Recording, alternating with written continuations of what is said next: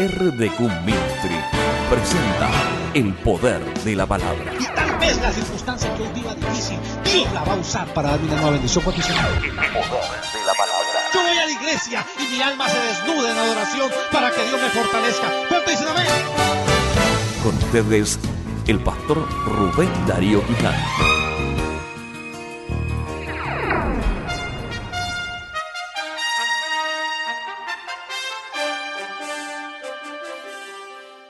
El tema que tendremos hoy lleva por título Efectos del pecado. Diga conmigo, efectos del pecado. Si vamos a hablar del pecado, lo mejor sería entrar por el principio. El pecado se origina en Génesis. Dios hizo al hombre. Lo hizo para vivir no solo con él, sino dentro de él. Pero el hombre se apartó de la normativa y el mandato que Dios le dio. Dios le dio una serie de garantías amplias. Le dijo, de todo fruto de árbol puedes comer. De todo, todo, diga conmigo todo. Pero dijo, pero del árbol de la ciencia del bien y del mal, no. Es decir, esa exclusión garantizaba el señorío de Dios sobre él. Todo lo puedes comer, pero de este no, para que quede claro que yo gobierno tu vida. Génesis capítulo 3, versículos 6 al 8 dice, vio la mujer que el árbol era bueno para comer y que era agradable a los ojos, árbol codiciable para alcanzar sabiduría. Hagamos una pregunta. ¿Qué es el pecado?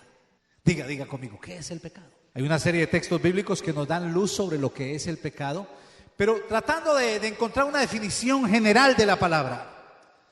Yo defino el pecado como usar la libertad que se nos ha dado para hacer cualquier cosa contraria a la voluntad de Dios. El pecado no es hacer cosas malas. El pecado es hacer cualquier cosa diferente a la voluntad de Dios. Porque el árbol que Dios le prohibió comer al hombre fue el de la ciencia del bien y del mal. Y la religión ha establecido un árbol del bien pensando que ese es el que a Dios le agrada. No se trata de comer el bien, se trata de no probar ni el bien ni el mal. No te pongas en la posición de juez sobre lo que es bueno o malo. Simplemente haz lo que Dios dice y estarás seguro. Muy pocos dijeron amén. El pecado entonces es hacer cualquier cosa fuera de la voluntad de Dios. Y dice en el texto que acabamos de leer, vio la mujer que el árbol era bueno para comer, que era agradable a los ojos, árbol codiciable para alcanzar la sabiduría.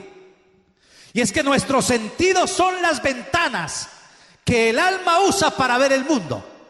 Y allí, al pie de esas ventanas, te está esperando el pecado vestido de deseo para cautivarte y para hacerte esclavo. Más allá de las consecuencias desastrosas que el pecado pueda arrojar, el pecado tiene la habilidad de disfrazarse de una forma hermosa y agradable, pero su fin es muerte. Nadie puede decir que fue tentado por una cosa que le pareció maluca. Parece bueno, el pecado tiene su encanto en la carne. Se disfraza de luz, se disfraza de bondad, se disfraza de momentos agradables, pero al final trae las mismas consecuencias, muerte. Dice el texto, seguimos leyendo allí. Tomó de su fruto y comió.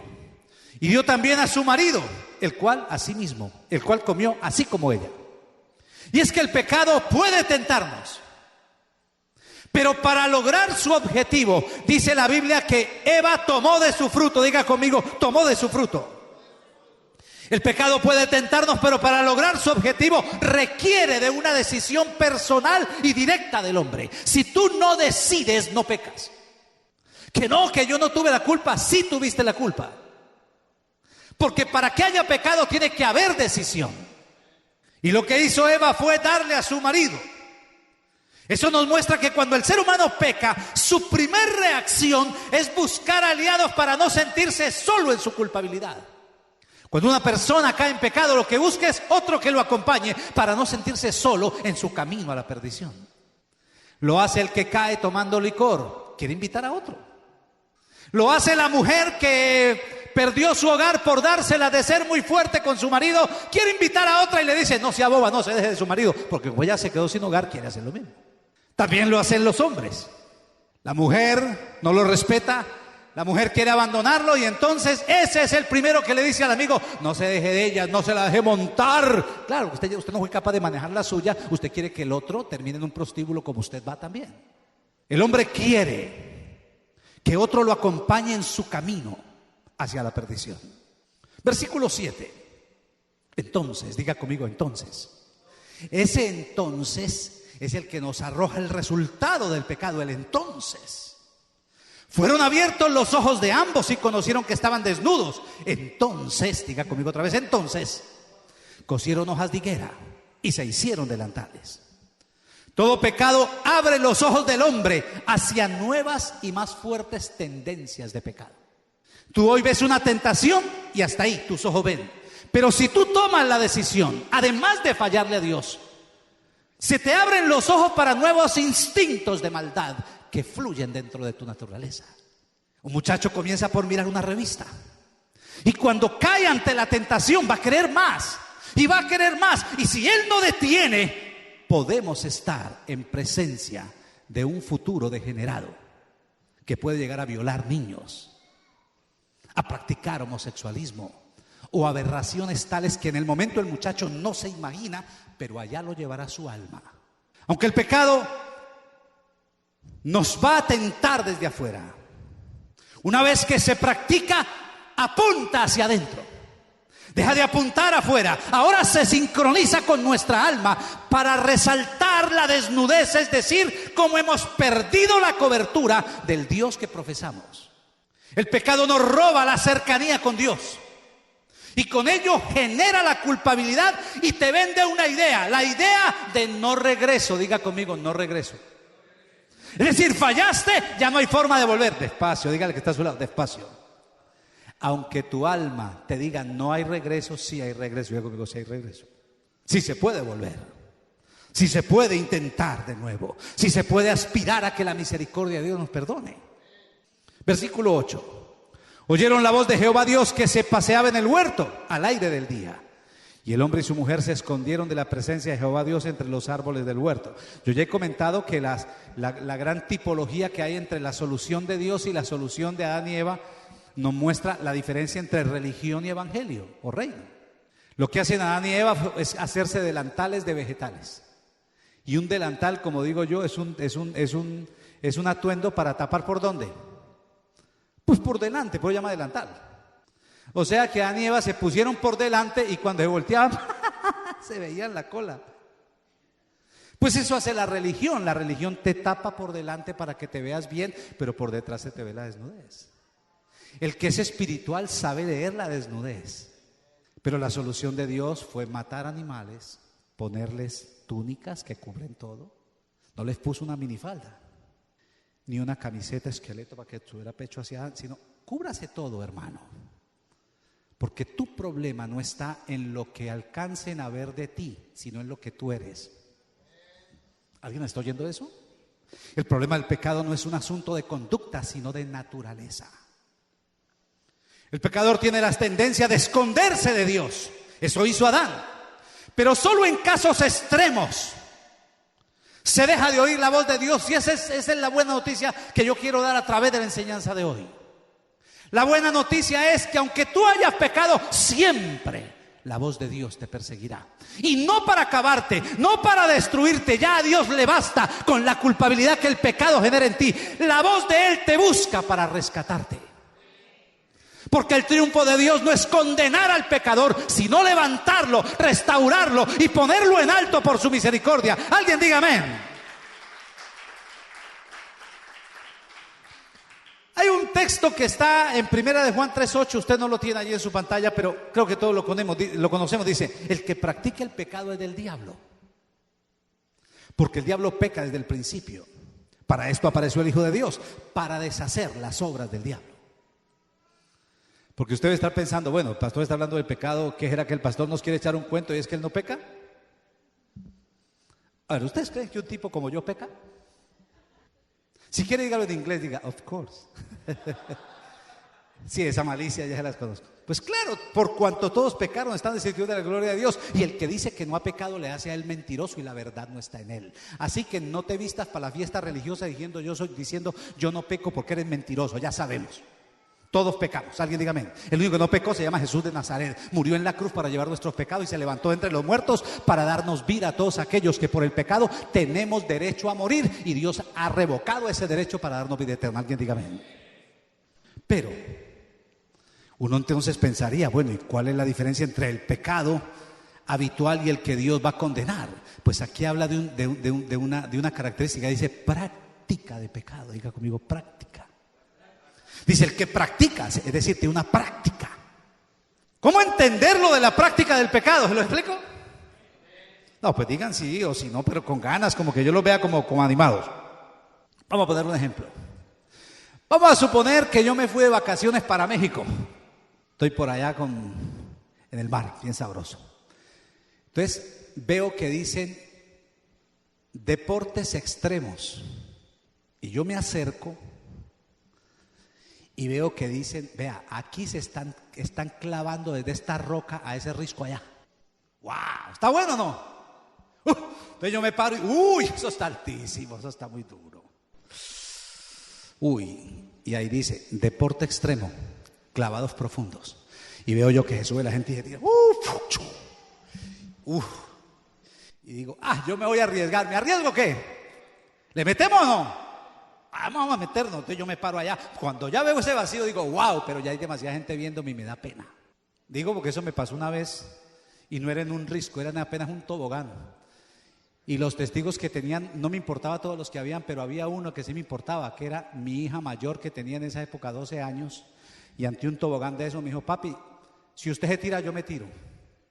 Y yo le dije, cambiemos lo mejor, tírese usted primero. Entonces me dijo, bueno, yo me tiro, usted se tira. Le dije, bueno, y se tiró. Me tocó subir y parado allá y la muchacha me decía, tírese, tírese.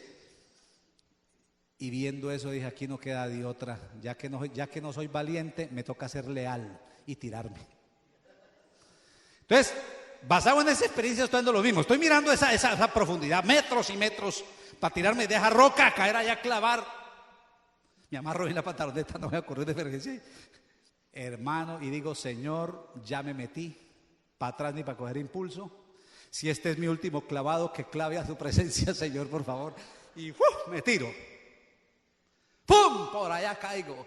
Cuando salgo, raspado, se me quebraron 4 dedos de un pie. Vuelto pedazos, me sacan de allá. ¡Ay! ¿Qué hubo? ¿Cómo le fue? Y al principio, pues, no, bien, no pasó nada, pero vuelto pedazo. Me voy para el hotel y llego moreteado, vuelto nada. Me vuelvo para Canadá y entonces me preguntan aquí, voy a hacer un crédito y me dicen nombre, Rubén Darío, apellido Quijano, profesión, no carpintero sino pastor, ok. Y entonces ahí me dicen deportes que practica. Pregunto, ¿debo colocar que practico el deporte extremo de clavados? ¿Practico ese deporte? No, yo no practico ese deporte, yo practico fútbol. Y ya cuando va haciendo viejo, caminadita por el barrio y bicicleta estática. Pero ¿puedo colocar que practico ese deporte? No, porque yo no lo practico. Porque un día lo quise hacer y me fue muy mal. No quiero que me vuelva a pasar eso. Pues más o menos eso es lo que ocurre con el pecado. Una cosa es tú verte ante el abismo y tirarte para ver cómo te fue y pecaste. Te levantas con el brazo fracturado, vuelto pedazos.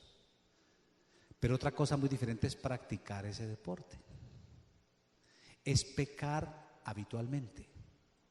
Y como toda práctica, la gente que practica alguna disciplina va creciendo en esa disciplina. ¿Estamos de acuerdo? Seguro que si yo me tiro la segunda vez ya he aprendido un poquito más.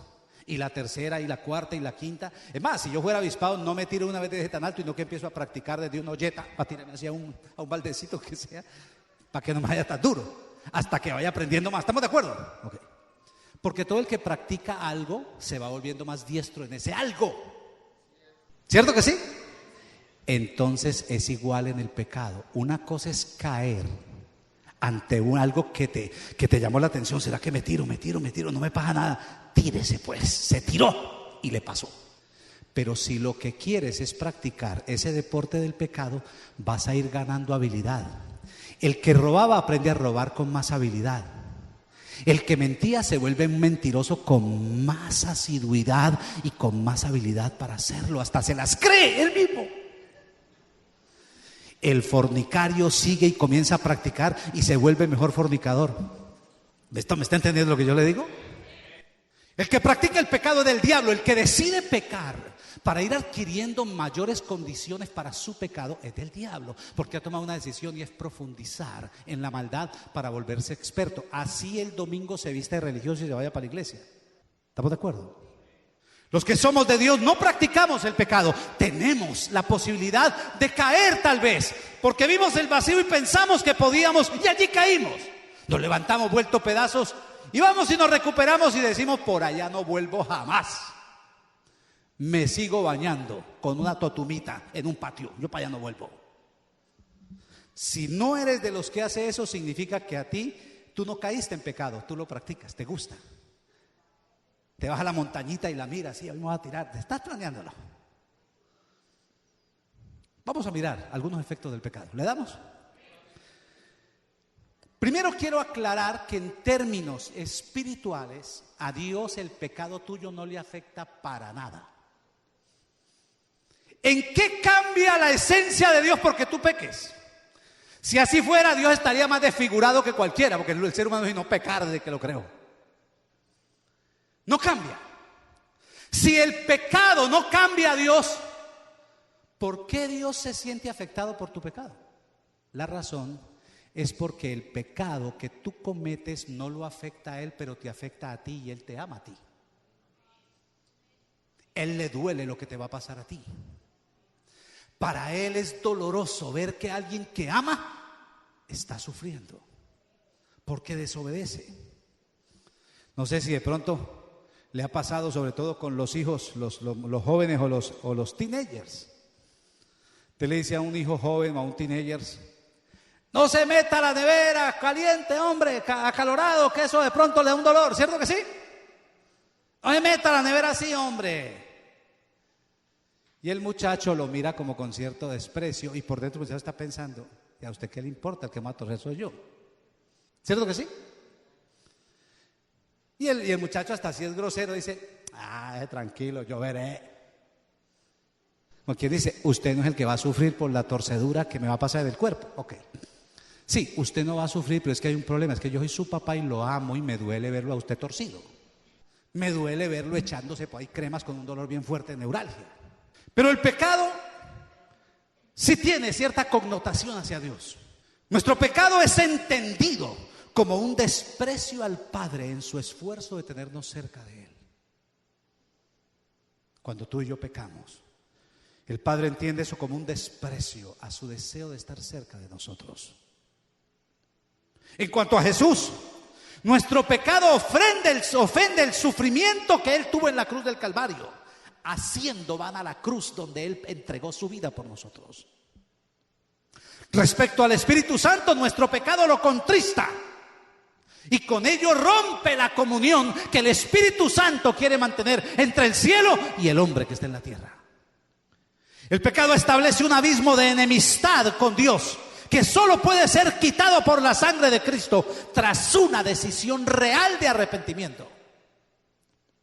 Porque no se trata simplemente de que Dios nos perdone, se trata de que estemos arrepentidos. Porque tú, que Dios me perdone, pero ¿estás arrepentido? ¿En verdad si quieres cambiar de vida? Porque si no quieres cambiar de vida, ¿para qué vas donde Dios? Dios te conoce, Dios sabe que tu intención es lograr algún tipo de bienestar en tu conciencia, pero al final tú quieres seguir pecando. Dedito así, dedito así. Nuestro pecado daña, estorba y posterga los planes de Dios con nuestra vida y con el mundo que nos rodea. Cada que pecamos, Dios dice: hay que esperar. Hay cosas que Dios planeó para tu vida y para la mía, y seguramente Él las planeó hacer en 3, 4, 5, 10 años, pero nuestro pecado hace que tenga que hacerse dentro de 30. Primero, porque estorbas lo que Dios está haciendo, y segundo, porque vas haciendo a tu alma cada vez más distante de lo que Dios necesita que tú seas. Entonces, hay que postergar. Y el problema es que Dios, oiga esta frase: el problema es que Dios no tiene problemas de tiempo. Dios dice, esperemos.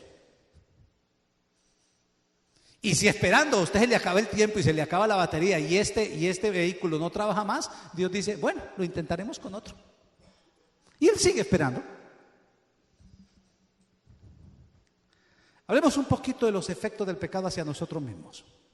El pecado, a término personal en el ser humano, le pervierte el alma, le pervierte los hábitos y le acrecienta las debilidades. Cuando tú pecas, tu alma comienza a aprender nuevas formas de maldad. Te haces más débil hacia el pecado, hacia la carne, y te haces más fuerte hacia tu testarudez. Al contristar el espíritu, el pecado nos lleva a una mente reprobada, que va a ir arrojando libertades al alma para que se desarrollen más y más deseos que son reprobados por Dios y que tendrán obras que también serán reprobadas por Dios.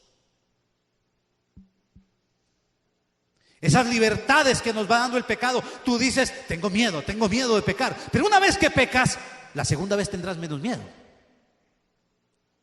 Y la tercera menos. Y la cuarta menos. A tal punto que le pierdes el miedo hasta llegar a morir en él, creyendo que tienes el control. Es por eso que no hay que pecar, porque se daña el ser humano. El pecado enferma el cuerpo. Está demostrado por la Biblia y la ciencia lo llama las enfermedades psicosomáticas. La conducta del hombre termina generando enfermedades físicas. Pero no solo daña el cuerpo por los efectos físicos, sino por los pensamientos y palabras que van robándole al ser humano las defensas espirituales que Dios le ha colocado. Comienzas a vivir en el pecado y tu pensamiento comienza a afectar tu boca y comienzas a hablar tarde que temprano como un pecador. ¿Pongo ejemplos? Ustedes están demasiado quietos hoy. Ok, un hombre, podemos un hombre para que la mujer no se sienta mal. Un hombre ve que viene una mujer provocativa y él dice, aleluya, santo, gloria a Dios. Te reprendo, Satanás. Y el diablo dice, ¿yo qué tengo que ver con que la mujer sea bonita? ¿Usted le dice bonita? Ok. Y el tipo dice, no la miro y no la mira. ¡Aleluya, santo! Okay. Pasa otra. No la miro. Ay, bendito sea Dios. Sigue. Pasa la tercera. La mira y dice, wow, grandes y maravillosas son tus obras, Dios Todopoderoso, aleluya, y sigue.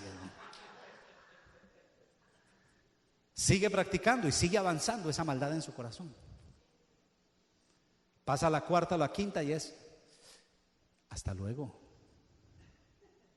Qué lindo perderse uno con usted para encontrarse, wow. ¿Ok? Y empiezan a aflorar todos esos vestigios de maldad que van a empezar a generar.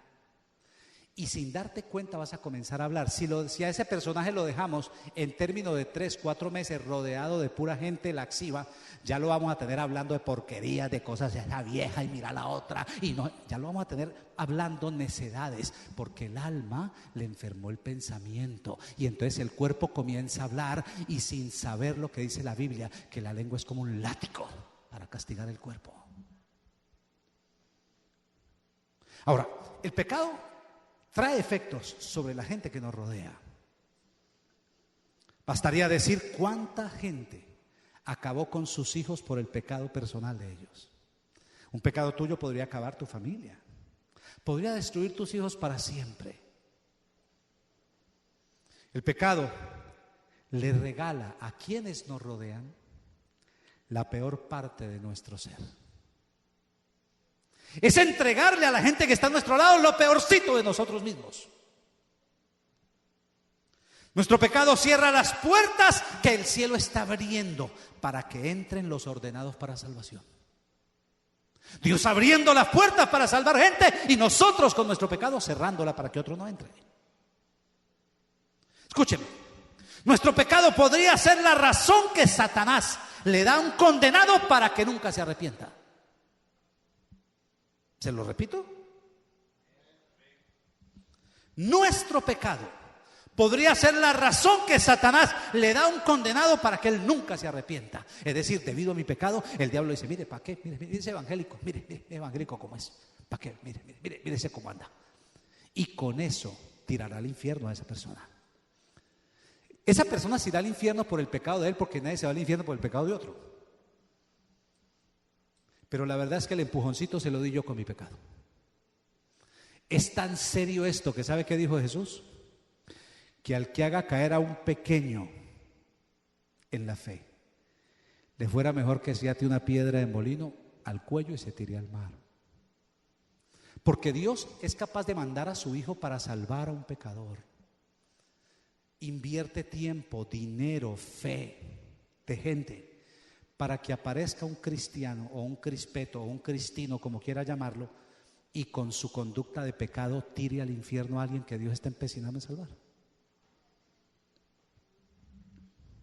Tiene tanto poder nuestro testimonio. Escúcheme esto. Tiene tanto poder nuestro testimonio de santidad que para un corazón débil puede tener más peso mi pecado que la palabra y la sangre de Cristo. Un débil en la fe puede encontrar en más fuerza en mi mal testimonio que en lo que Jesús hizo por él. Y por mi mal testimonio desprecian a Jesús, desprecian su sacrificio. Pero la peor y definitiva consecuencia del pecado, definitivamente, es la muerte, dice la Biblia. Porque la paga del pecado es ¿qué? Muerte. Al final, pase lo que pase, se muere.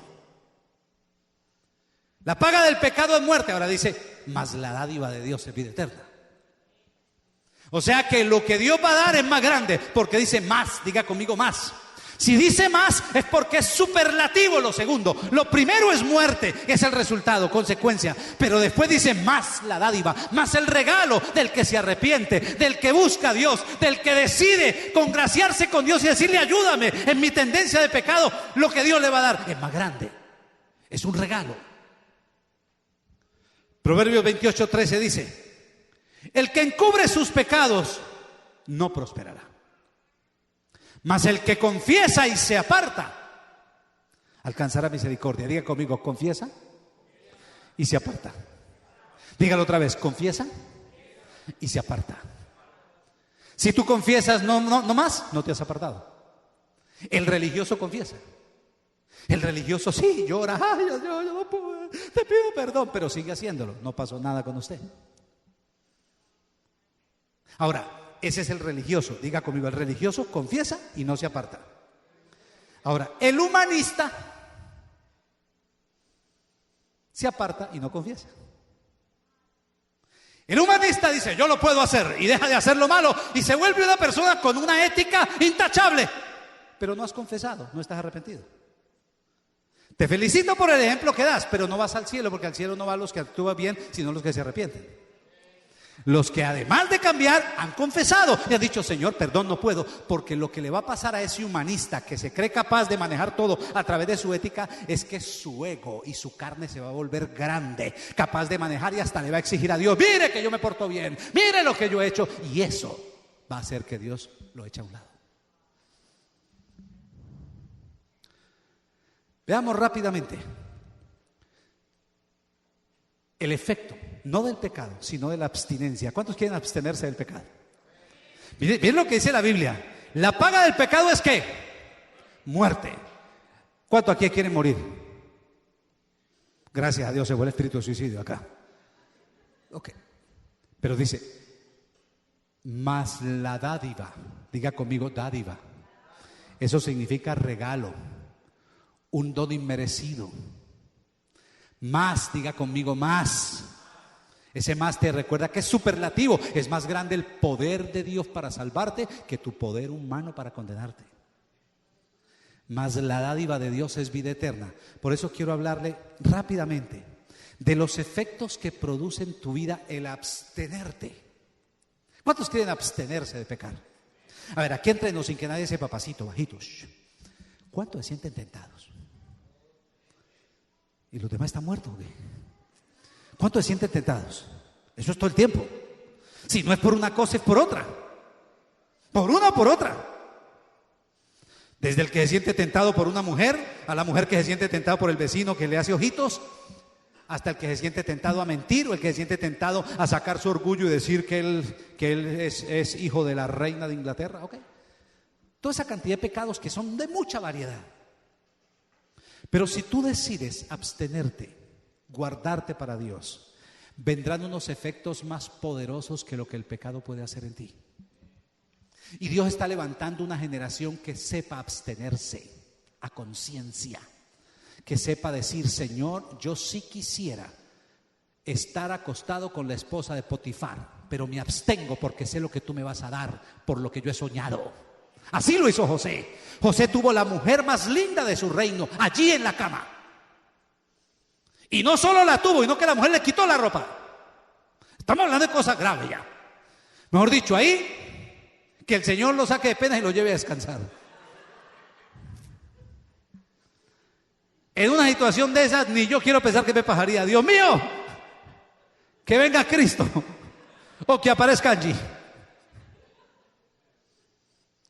Pero José la tuvo desnuda y el tipo sin ropa. Y él dijo: hey, estás bonita, pero me produces muerte, hermana.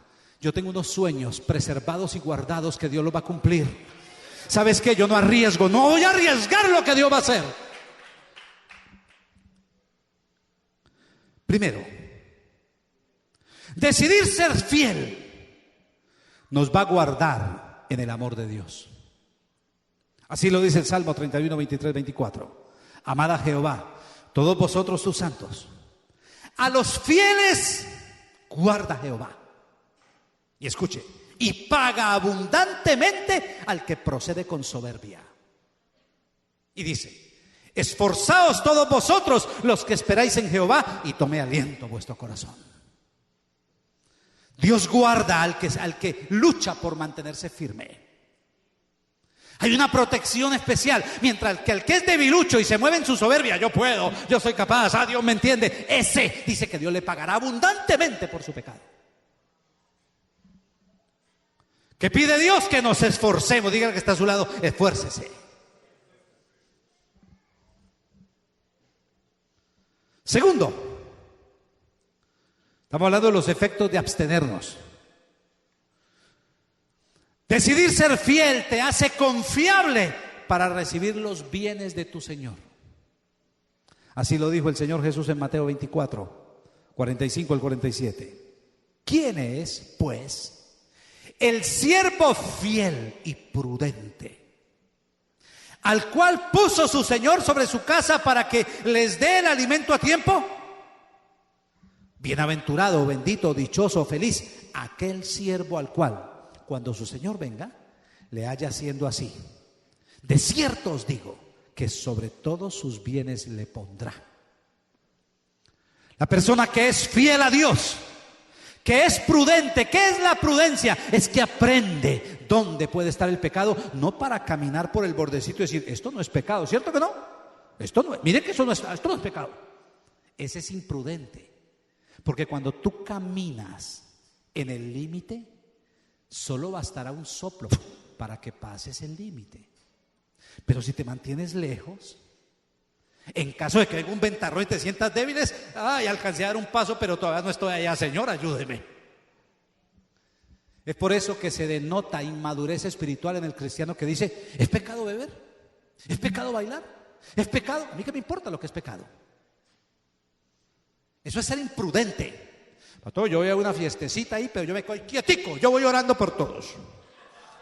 Imprudente. Ese no es el lugar para alguien que va para el cielo. Ese no es el lugar para alguien que Dios quiere usar. Ese no es el lugar para alguien que va a ser glorificado Dios en él. Ese no es el lugar. Alguien dirá: pero Jesús va. Una cosa es Jesús, otra cosa eres tú. Y Jesús nunca fue a participar de la fiesta y no a salvar los que estaban en ella. Ahora, yo te respeto, y dice: yo voy para esa fiesta, ok, y llega a la fiesta: ¡momentico, paren que llegue yo! Detengan la música, voy a hacer una coreografía, el evangelio cambia. Bueno, ahí sí te respeto. Y después Yo no sé qué pasó en la coreografía, pero apenas terminaste, apagaron la música, comenzaron a orar y cayó el Espíritu Santo y se hizo una iglesia en ese lugar. Te felicito, estabas en el lugar adecuado. Pero si lo que hiciste fue ir a caminar en el borde. Mire que no he pecado. No podemos ser tan religiosos. Mire, no he hecho nada. Y el baile, yo estoy moviéndome, pero no le estoy sacando brillo a la hebilla, no ha pasado nada todavía. Ok, imprudente, diga el que está a su lado, imprudente. Mientras que el que se abstiene aprende la prudencia y dice, por ahí no me conviene porque sé lo que tengo adentro, y lo que tengo adentro es aquello que me están ofreciendo. A mí me gusta lo que dan allá, a mí me gusta lo que el pecado ofrece, por eso me abstengo, vivo lejos de eso. Alguien diga amén. Esa persona a Dios, el Señor, le confiará sus bienes, porque sabe que es prudente. Yo a una persona imprudente no le confiaría el dinero, porque sé que en cualquier emergencia lo va a usar mal. Mire, nos ha pasado. A Angie le pasó en Colombia. Gente cercana, hasta cercana en el sentido espiritual, pastores. A la esposa de un pastor, Angie le dio una mercancía para que la vendiera y no pagaron. Cuando les preguntó, ¿qué pasó con la plata? Tuvimos un problema económico y nos tocó usarlo, qué pena. Eso ya hace como 4 años, se lo robaron, para ser claro, porque hubiera sido mejor regalárselos. Pero es imprudente darle a alguien que no sabe manejar su vida algo para que lo administre, porque sabes que en el primer momento que necesite lo va a usar mal. ¿Alguien diga amén? Por eso Dios valora tu integridad, tu prudencia. Si tú eres alguien que está mirando por dónde no voy a entrar, no voy a arriesgar, Dios dice, ese hombre, esa mujer es confiable y te va a dar los bienes de él. Tercero, estamos hablando de los efectos de abstenerte de pecar. Tercero, decidir ser fiel abre los cielos sobre tu vida y hará que se escuche la voz de Dios a tu favor, y vendrá sobre ti el Espíritu Santo. Y se lo muestro. Mateo 3, el bautismo de Jesús, versículos 13 al 16. Entonces Jesús vino de Galilea a Juan al Jordán para ser bautizado por él. Mas Juan se le oponía diciendo, yo necesito ser bautizado por ti, ¿y tú vienes a mí? Pero Jesús le respondió, deja ahora, porque así conviene que cumplamos toda justicia. Entonces le dejó. Y Jesús, después que fue bautizado, subió luego del agua. Y aquí los cielos le fueron abiertos y vio al Espíritu de Dios que descendía como paloma y venía sobre él. Escúcheme, ¿Jesús necesitaba bautizarse? Es más, yo digo que hasta era improductivo que se bautizara, porque el bautismo de Juan era para perdón de pecados. O sea que con la acción que Jesús pretendía hacer, iba a lograr que muchos fariseos dijeran, bueno, él es pecador tanto que se bautizó. Pero Jesús va donde Juan, y Juan es un hombre cuadrado de mente, y le dicen, no, yo no lo puedo bautizar. Y la frase que dice ahí, deja ahora, eso es una frase ya de bravo. Jesús ya se enojó, bueno, ¿quién manda aquí, usted o yo? Eso transmitido en el lenguaje mío sería como, quédese callado, ya no más pues.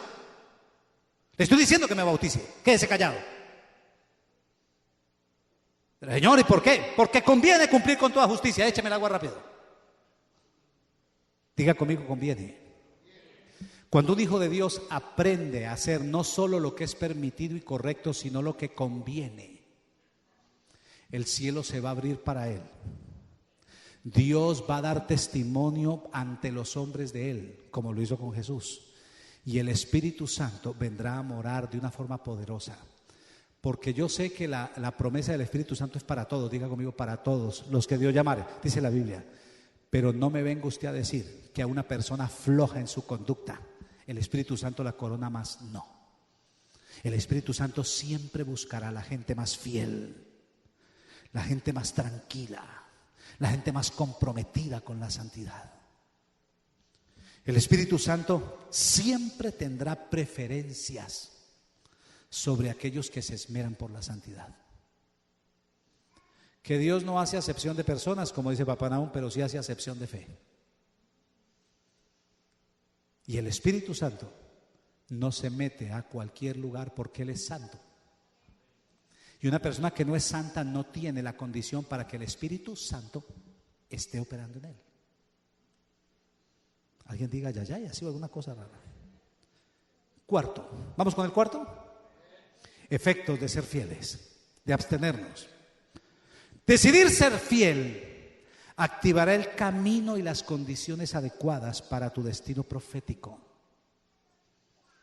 Una persona que decide abstenerse de maldad y mantenerse firme para Dios, no importa lo que pierda por abstenerse, al final Dios lo conducirá al destino que Él le ha trazado. Dios se encargará de cambiar lo que tenga que cambiar para llevarlo a donde Él quiere llevarlo. Salmo 138, 6 al 8. Porque Jehová es excelso y atiende al humilde, mas al altivo mira de lejos. Si anduviere yo en medio de la angustia, tú me vivificarás. Contra la ira de mis enemigos extenderás tu mano y me salvará tu diestra. Oiga todo lo que Dios hace.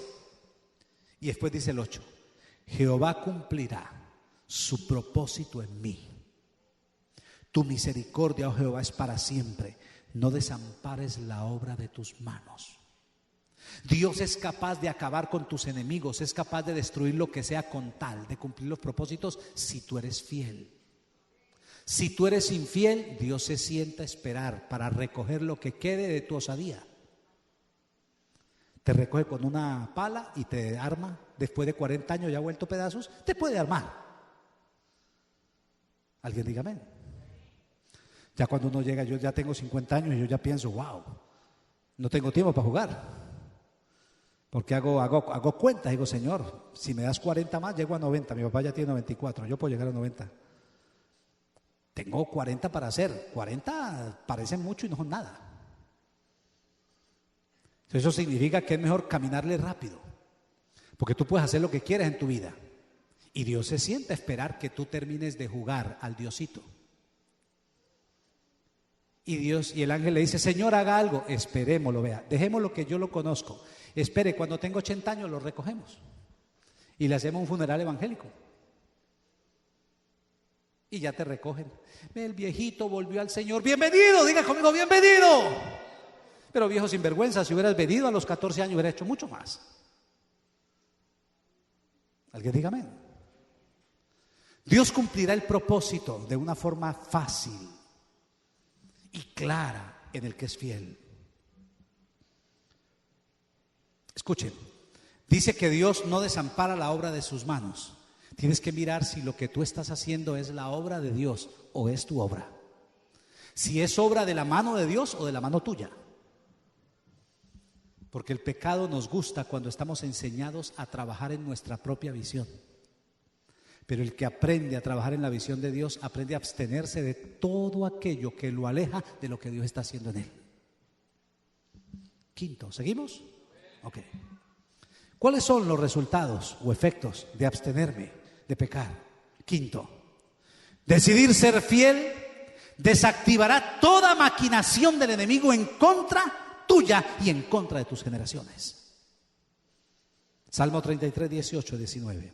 He aquí el ojo de Jehová sobre los que le temen, sobre los que esperan en su misericordia. Y dice, para librar sus almas de la muerte y para darles vida en tiempo de hambre.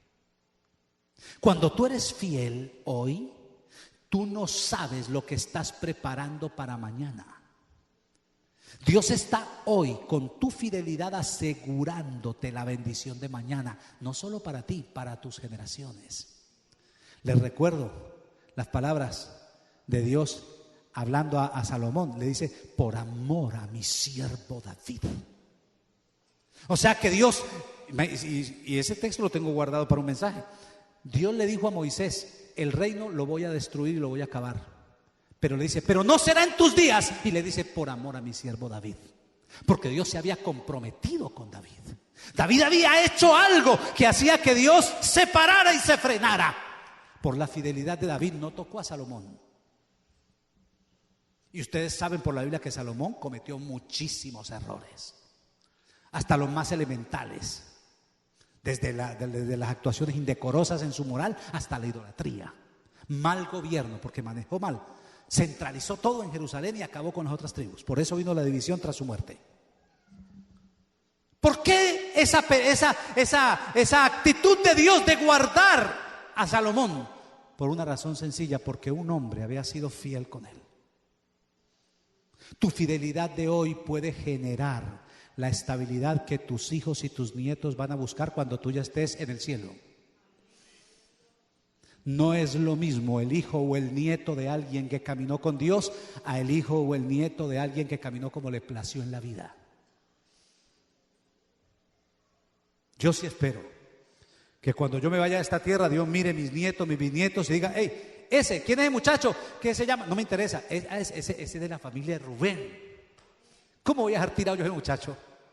¿Cómo lo voy a dejar que le acabe su hogar? ¿Cómo voy a dejar que lo dejen sin trabajo? ¿Cómo voy a permitir que le pase esto si yo tengo un pacto con el papá o el bisabuelo de ese muchacho? Tu fidelidad de hoy conecta tus generaciones con la bondad de Dios.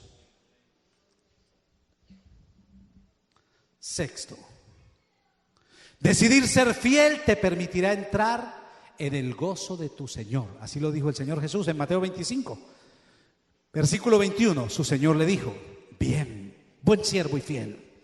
Sobre poco has sido fiel, sobre mucho te pondré. Entra en el gozo de tu Señor. La tentación que tienes al frente hoy puede ser algo muy pequeño para lo grande que Dios te va a dar. Y si no eres capaz de mantenerte fiel ante la tentación que tienes al frente, no podrás aspirar a que Dios te confíe las cosas grandes que Él está planeando para ti. Porque la tentación de hoy, más allá de que te induce al pecado, está formando el carácter necesario para que puedas albergar en ti la gloria que Dios ha dispuesto para tu vida. Si caes ante algo tan pequeño e insignificante como lo que hoy tienes al frente, no podrás recibir lo que Dios tiene planeado para ti. Si para ti es demasiado la esposa de Potifar, jamás sueñes con ser el segundo en Egipto, porque no lo serás. Aquello que hoy ves como un deleite puede ser un ejercicio que te catapulte hacia la gloria o que te meta hacia el infierno. Dice allí que el Señor nos dirá: ven, buen siervo fiel, en lo poco has sido fiel, en lo mucho te pondré. Y dice: entra en el gozo de tu Señor. Diga conmigo: entra en el gozo. Cada pérdida de gozo en tu vida y en la mía es una alarma de que algo está marchando mal. Cada que el gozo se te va, analiza, para, detente. Algo has hecho mal. Yo no puedo decir el nivel de pecado que estás cometiendo, pero algo está entorpeciendo la labor del Espíritu de ser tu consolador. Se pierde el gozo. Es el switch que el Espíritu Santo usa para avisarnos que algo anda mal. Un pensamiento, una actitud. A mí me ha pasado actitudes. Yo pierdo el gozo y digo: Señor, ¿qué me pasa? ¿Por qué? Y voy, y solo con un pensamiento el Espíritu Santo me dice: tu pensamiento no era santo. Tengo que decirle: perdón, Señor, perdón por estas motivaciones malas que tengo. Porque tú puedes anhelar hacer las cosas buenas con motivaciones equivocadas, igual va a contristar al Espíritu. Es tanto que el salmista dice que el gozo que el Señor ha puesto en mí es la fuerza de mi vida. Si hay gozo, sé que Él va conmigo. Si pierdo el gozo, me detengo. ¿Dónde estás? ¿Qué hice? ¿En qué te estoy estorbando? Dime, ¿dónde estás? ¿Qué tengo que cambiar? ¿Qué tengo que organizar? Porque el gozo es para eso, para demostrar que Dios está agradado contigo. Ahora, no confunda gozo con alebreste del alma. Estoy contento. Una cosa es estar contento, otra cosa es estar gozoso. Usted puede estar con los problemas del mundo más grandes, aún llorando, y sentir adentro un gozo. La palabra lo dice así: es una paz que sobrepasa todo entendimiento. Como también puedes estar en la fiesta más grande del mundo, feliz y contento, y por dentro sentirte un amargado y un perdedor. Y séptimo, decidir ser fiel te hace apto para recibir la corona que Dios le da a los que le aman. Santiago 1:12, bienaventurado aquel que soporta la tentación, porque cuando haya resistido la prueba, recibirá la corona de vida que Dios ha prometido para los que le aman. Es decir, toda tentación, toda inducción al pecado es una forma de probar el nivel de fe y de fidelidad que yo tengo. Tenemos que comenzar a mirar la tentación con una mirada diferente. La tentación no es que el diablo me quiere tirar al abismo, es que Dios quiere llevarme a otro nivel de fidelidad. Porque yo sé que cuando yo diga no a la tentación, me va a pasar lo que le pasó a Jesús, que fue tentado en el desierto y cuando Él se mantuvo firme, los ángeles vinieron y le servían. Los ángeles le sirven no a los flojos que caen en cualquier esquina, sino a los que se mantienen firmes mirando a Dios y dice: aguanto, soporto, no lo voy a hacer, aunque lo deseo, aunque lo quiero, no lo voy a hacer. Y Dios valora que tú te aferres a la fe de Él y te mantengas firme. Alguien diga amén.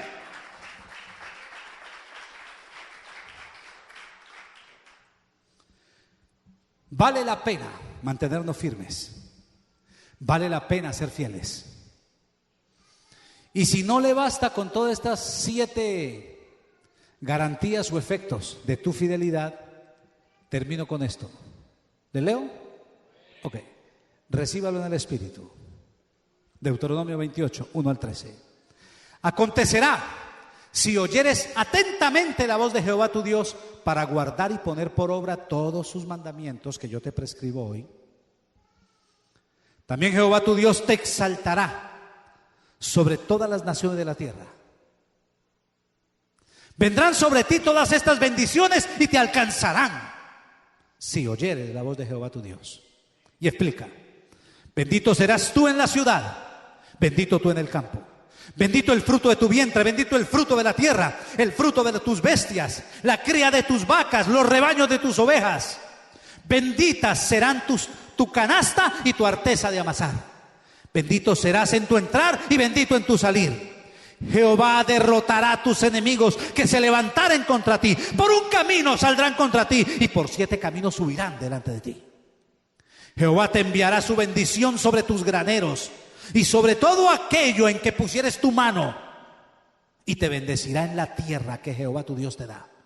Te confirmará Jehová por pueblo santo suyo, como te lo ha jurado, cuando guardares los mandamientos de Jehová tu Dios y anduvieres en sus caminos. Y verán todos los pueblos de la tierra que el nombre de Jehová es invocado sobre ti y te temerán. Y te hará sobreabundar en bienes, en el fruto de tu vientre, en el fruto de tu bestia, en el fruto de la tierra, en el país que Jehová juró a tus padres que te había de dar. Y te abrirá Jehová su buen tesoro, el cielo, para enviar la lluvia a tu tierra en su tiempo, y para bendecir toda obra de tus manos. Y prestarás a muchas naciones, y tú no pedirás prestado. Te pondrá Jehová por cabeza y no por cola. Y estarás encima solamente y no estarás debajo, si obedecieres los mandamientos de Jehová tu Dios que yo te ordeno hoy, para que los guardes y cumplas. 2 opciones: o te dedicas a buscar la bendición y pierdes tu vida en ello, o te dedicas a ser fiel y dejas que Dios te bendiga. Tú decides.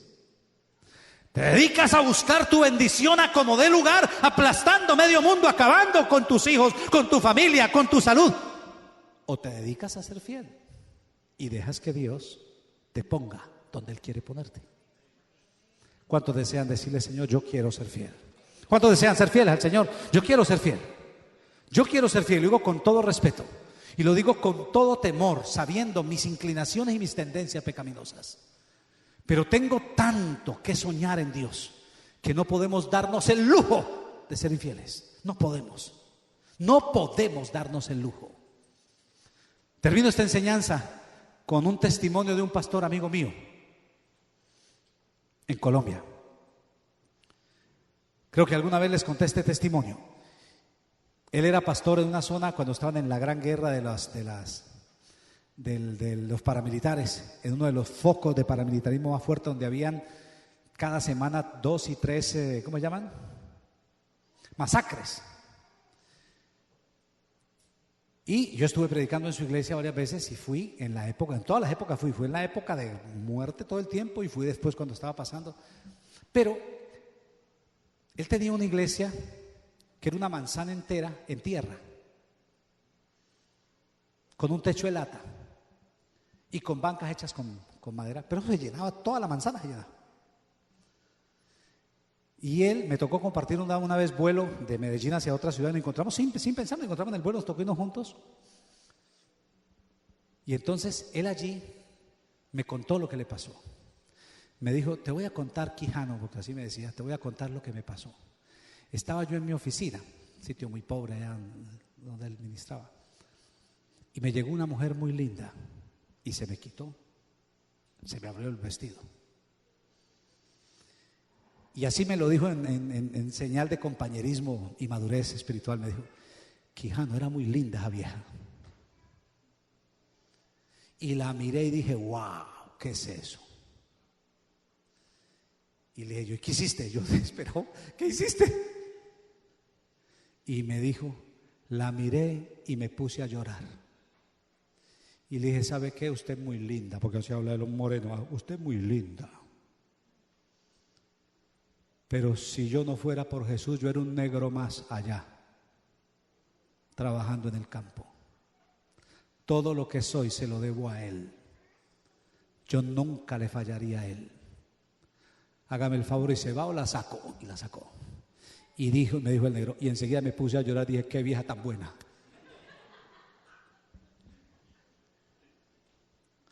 Le cuento este testimonio porque tiene los ingredientes de quien es débil, se siente tentado, pero valora lo que Dios ha hecho y lo que Dios va a hacer. Nuestra fidelidad nos hace aptos para que nuestra obra postrera sea mayor que la primera, mientras que nuestra infidelidad nos hace candidatos a perder mañana lo que hoy Dios nos ha dado.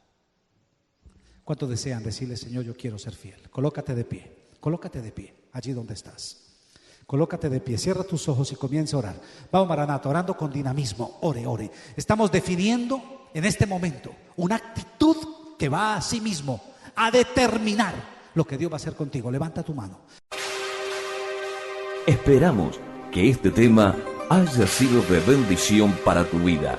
Visítanos en www.rdqministry.org. Somos RDQ Ministry.